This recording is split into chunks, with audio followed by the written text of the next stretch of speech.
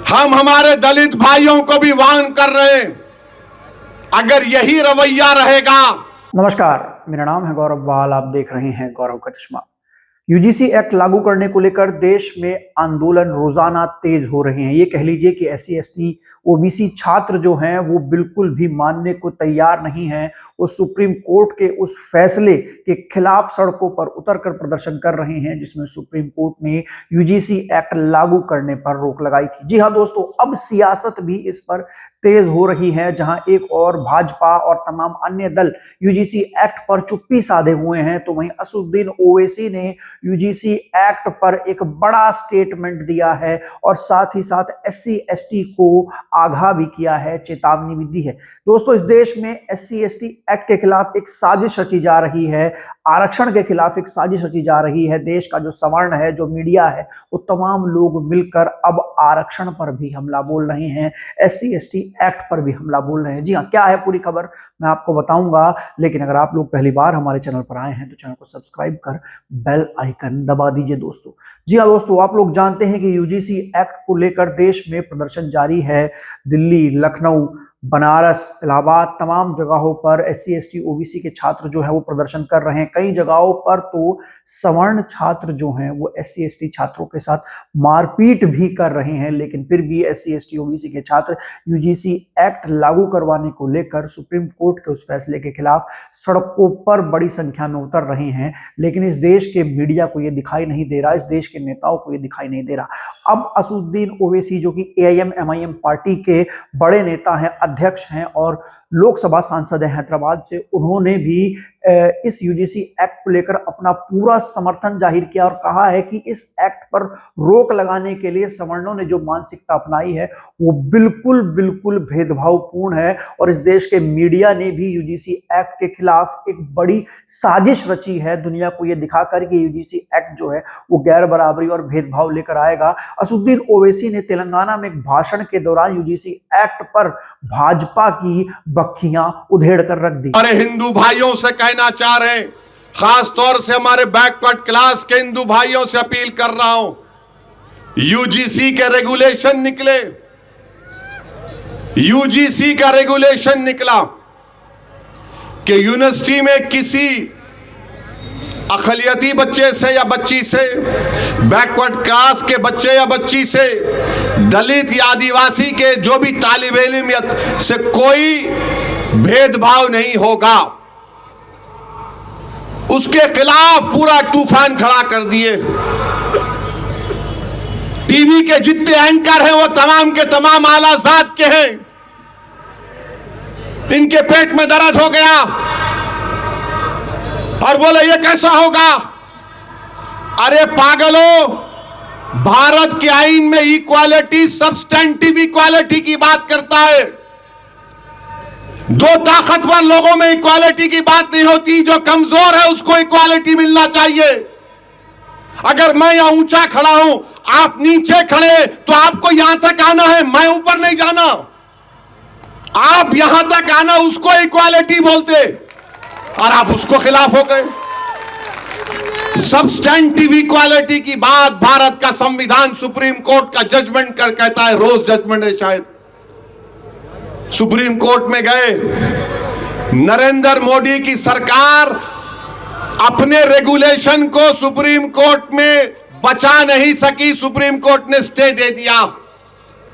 हम हमारे दलित भाइयों को भी वार्न कर रहे हैं, अगर यही रवैया रहेगा तो फिर एससी एसटी एट्रॉसिटीज एक्ट पर भी कभी ना कभी ये संघ परिवार के लोग इस पर भी रोक लगा देंगे। सोचो आप कि यूजीसी का रेगुलेशन है और उसके मिनिस्टर हैं एक साहब, धर्मेंद्र प्रधान उनका नाम है, उनके खिलाफ एक कट्टर बीजेपी के चाहने वाले का वीडियो देखा, बकवास गंदगी की बात कर रहा है धर्मेंद्र प्रधान साहब के बारे में। मुझे उनसे कोई हमदर्दी नहीं हो बीजेपी के, मगर एक मंत्री है भारत का, बोल रहा कि चप्पल लेके मारो उनको। नहीं मेरे भाई, ये भम्य उदय बर्ताव गलत है। आप देखिए कोई नहीं बोलता बीजेपी वाले। ओवैसी ने यूजीसी एक्ट का समर्थन नहीं किया, बल्कि साथ साथ उन्होंने ये तक कहा कि आरएसएस का अगला वार जो है वो एससी एसटी एट्रोसिटी एक्ट पर है। इस एससी एसटी एट्रोसिटी एक्ट पर भी आरएसएस जो है वो रोक लगवाएगी। और जिस तरीके से हम लोग देख रहे हैं पूरे देश में कि एससी एसटी एट्रोसिटी एक्ट को लेकर लगातार जो एक पूरा माहौल क्रिएट किया जा रहा है, इसके खिलाफ जो षड्यंत्र रचा जा रहा है, उससे साफ पता लग रहा है कि अगली बार ऐसा भी हो सकता है कि सरकार खुद नहीं तो सुप्रीम कोर्ट के जरिए एससी एसटी एट्रोसिटी एक्ट पर भी कुछ ना कुछ बदलाव करवाए, इस पर भी कुछ ना कुछ हमला करवाए। हाल ही में एक एसडीएम जो थे सिटी मजिस्ट्रेट अलंकार अग्निहोत्री, उन्होंने ऐलान किया है कि वो एससी एसटी एक्ट के खिलाफ एक मार्च निकालेंगे, हाथरस से लेकर दिल्ली पीएमओ हाउस तक। और अलंकार अग्निहोत्री कह रहे हैं कि वो एससी एसटी एक्ट पर रोक लगवाकर मानेंगे। जी हाँ नमस्कार, मैं हूं अलंकार अग्निहोत्री, आपका अपना भाई। जैसा कि आप जानते हैं कि 7 फरवरी 2026 को एक सनातन स्वाभिमान यात्रा हाथरस से प्रारंभ हो रही है। यह गैलेक्सी होटल के पास शहीद स्मारक पार्क के पास जो आगरा रोड हाथरस से 7 फरवरी को 9 बजे प्रारंभ होगी। इस जो यात्रा है ये 12 फरवरी को शाम 3 बजे पीएम निवास लोक कल्याण मार्ग नई दिल्ली पहुंचेगी। ये जो सनातन स्वाभिमान यात्रा है, जो आप देख रहे हैं कि हमारे देश में जो संकट चल रहा है, जिसमें यूजीसी रेगुलेशन 2026 के विरोध में एवं जो हमारा जो देश का काला कानून है एससी एसटी एक्ट, इसके विरोध में है।